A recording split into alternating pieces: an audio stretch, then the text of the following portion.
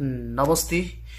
म विरही भूपेन्द्र यहाँहरु सबैलाई नमस्ते नमस्कार अभिवादन टक्राउन चाहन्छु र यति बेला म साउदी अरबदेखि यो सानो भिडियो बनाउँदै छु। विशेष भिडियो अन्तिमसम्म सुनेर हेरेर साथ दिनु होला र त्यसको प्रतिक्रिया पनि दिनु होला भन्न चाहन्छु। र अहिले राष्ट्रिय स्वतन्त्र पार्टीको सभापति रवि लामेछानेज्यूको बारेमा उहाँ पूर्वपक्षको लागि थुनामा हुनुहुन्छ र उहाँलाई न्याय दिनको लागि राष्ट्रिय स्वतन्त्र पार्टीले एक यस्तो अभियान चलाइरहेको छ, हस्ताक्षर अभियान। यसमा चाहिँ मेरो थोरै प्रश्न र जिज्ञासा पनि छ। यसको उत्तर चाहिँ थाहा पाउनु हुने विज्ञले चाहिँ मलाई बताइदिनु होला, सम्झाइदिनु होला, बुझाइदिनु होला।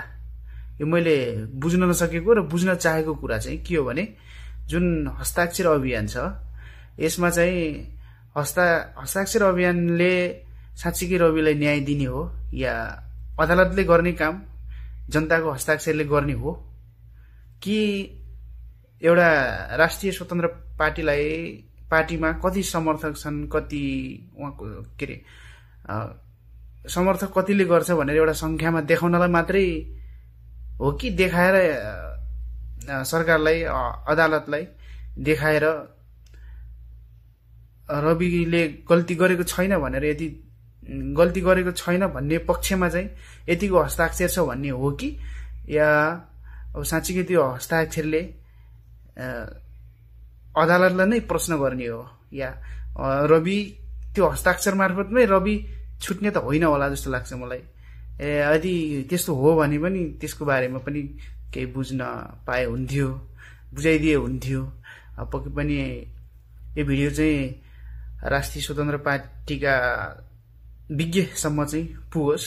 उहाँहरूले चाहिँ यसको चाहिँ मलाई विभिन्न मार्फत कमेन्ट मार्फत पनि हुनसक्छ र म नभएर म जस्ता नबुझेको धेरैलाई चाहिँ बुझाइदिनु हुन म विनम्र अनुरोध पनि गर्छु। र अर्को कुरा हस्ताक्षर गर्ने कुरा हो।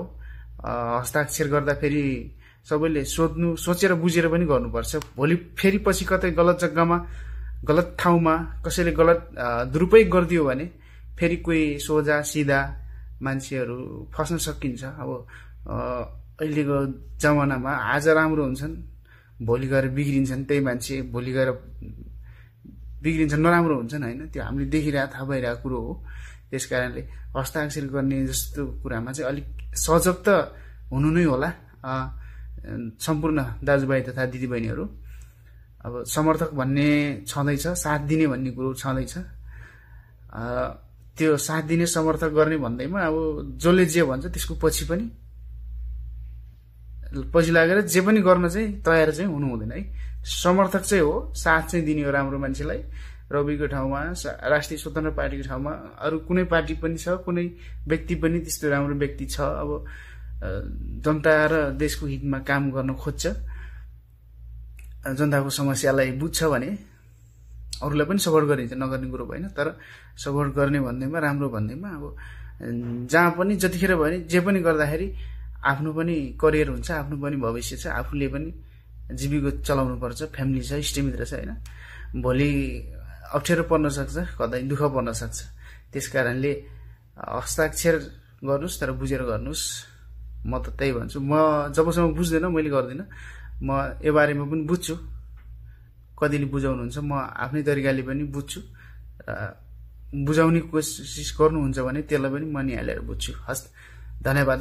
यही हो मेरो भिडियो चाहिँ। अब कतिलाई मन पर्छ पर्दैन त्यो थाहा भएन। मन पर्नु नपर्नुको कारण पनि पक्कै पनि कमेन्ट बक्समा आउला के अरे है त। मैले बुझ्न चाहेको कुरा यही हो, बुझ्न पाऊँ। हस्, धन्यवाद।